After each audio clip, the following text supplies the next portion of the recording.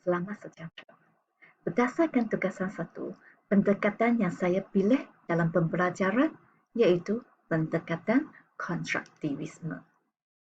Sekarang, saya akan menerangkan seksi pengajaran dan pembelajaran secara konstruktivisme di dalam kelas saya.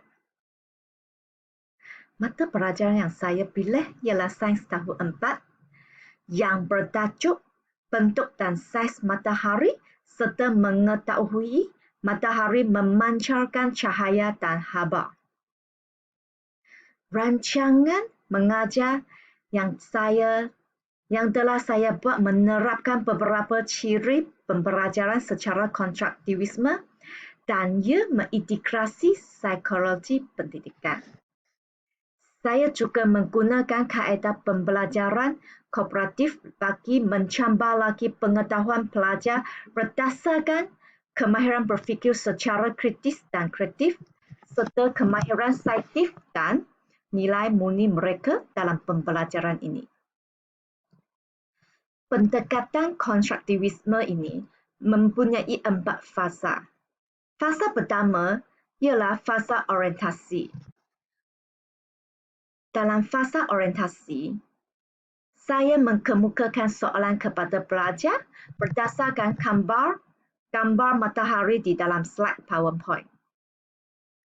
Dengan soalan-soalan yang diberi oleh saya, pelajar akan berkomunikasi dengan saya untuk menerangkan secara ringkas mengenai gambar melalui pembelajaran konstruktivisme yang dirangsang oleh kemahiran berfikir secara kritis dan kreatif pelajar dengan menjana idea yang sedia ada dengan pengetahuan baru sebelum membuat kesimpulan mengenai gambar tersebut.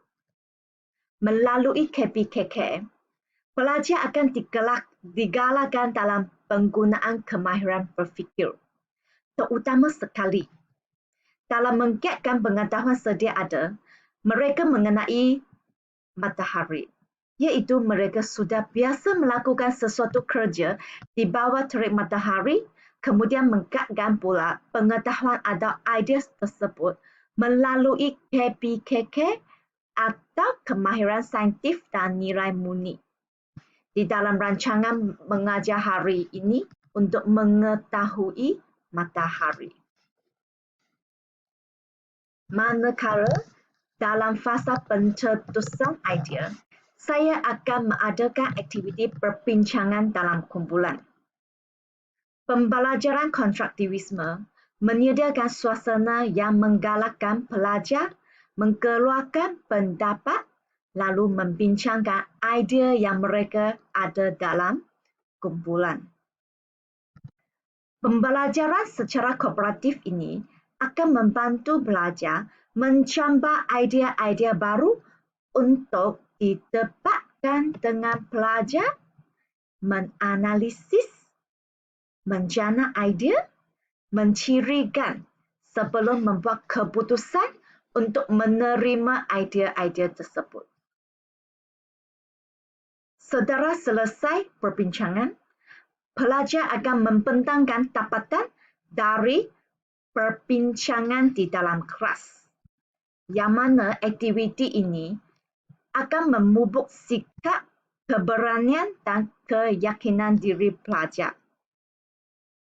Melalui kemahiran proses saiz, pelajar akan berkomunikasi antara satu sama lain dengan saya bagi meningkatkan lagi kemahiran sosial mereka. Perbincangan mengenai fungsi matahari kepada hidupan di bumi juga membolehkan pelajar mengkaitkan idea-idea yang sedia ada daripada mereka, seperti untuk mengeringkan pakaian yang dijemur dan melakukan kerja-kerja yang tidak dapat dilakukan pada waktu malam, seperti bertani dan peladang, akan dianalisis oleh pelajar kemudian berdasarkan idea-idea tersebut. Pelajar akan mengkaitkan dengan fungsi-fungsi yang baru diperolehinya seperti untuk kehidupan, untuk kepentingan dalam pelbagai bidang seperti pertanian, perikanan, pelombongan dan sebagainya. Psikologi pendidikan telah menyerap dalam proses pengajaran pembelajaran ini. Ini dapat dilaksanakan melalui pemerhatian saya terhadap tingkah laku murid.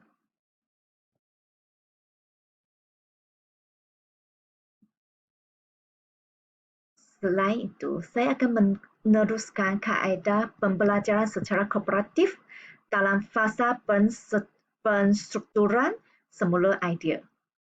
Dalam fasa ini, pelajar diminta melukis keadaan persekitaran bumi sekiranya tidak ada cahaya dan haba dari matahari sampai ke bumi.